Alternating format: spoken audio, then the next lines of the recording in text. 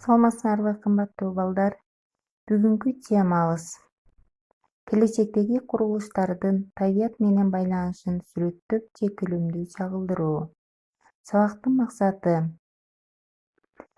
архитектура боюнча окуучулар кеңири маалыматтарды алышат, архитектуранын түрлөрүн билишет, табиятты тааный билишет, келечекте архитектураны табият менен байланыштыра алышат. Архитектура бул латын тилинен алынган негизги жана тек туз куруу, курулуш искусствосу дегенди билдирет. Имараттын, курулуштун өз алдынча стилге, көркөмдүккө ээ болгон курулуш искусствосу. Архитектор бул имараттын план чимесин мыкты билген, чийген, аткарган адам архитектор деп аталат. Архитектура эң алгач жыгачтан, таштан жана камыштан жасалган. Адамдар байыртадан эле жашаган жери кооз жана ыңгайлуу болушуна кам көрүп келишет. Ошондуктан архитекторлор үйлөрдүн долбоорун түзөрдө мейкиндиктеги үйдү курчап турган бардык элементтерди бири-бири менен шайкештикте, эстетикалык кооз көрүнгүдөй курууга аракет кылышат.